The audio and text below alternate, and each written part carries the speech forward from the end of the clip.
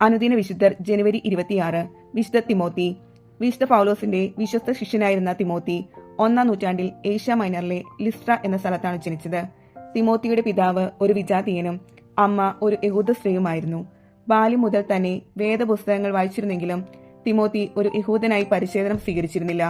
ഈ കാലഘട്ടത്തിലാണ് വിശുദ്ധ പൗലോസ് ലിസ്ട്രിയയിലെത്തുന്നത്.